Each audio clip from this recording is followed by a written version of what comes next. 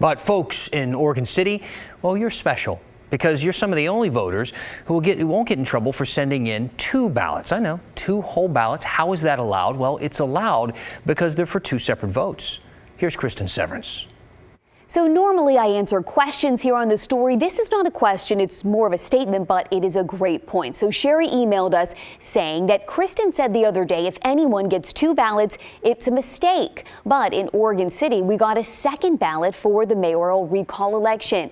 In this case, it's correct to get 2 ballots. I hope people aren't just throwing those out. Thank you again, Sherry, for the email. You are absolutely right. Voters in Oregon City did receive 2 ballots. Now, earlier this week, we told you if you moved or changed your name in the month prior to ballots being sent out, you could get 2 ballots sent to you, in which case you should use the one with accurate information and shred the other.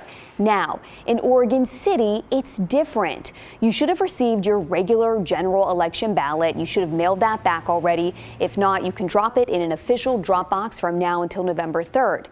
Oregon City residents also received a ballot to recall Mayor Dan Halliday. As this YouTube video from Clackamas County tells voters, you want to keep the 2 ballots separate and return the recall ballot in the blue-black striped envelope by November 10th.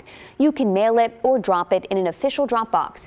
Former Oregon City Mayor Alice Norris is one of the supporters of the recall effort. She said she's been getting a lot of calls about this process. So it is slightly confusing because the ballots arrived so quickly, but they get dropped in the same place, still very easy to vote, and it's a one issue that we're concerned with on November 10th, recall of our mayor, Dan Halliday. Halliday is facing this recall election after several controversies this year.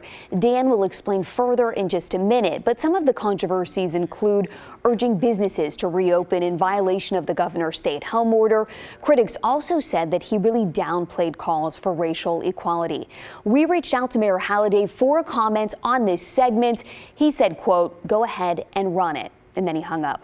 Do you have a question? Do you have a comment? Let us know. We love to answer things. We love to clarify information. Just use that hashtag, HeyDan.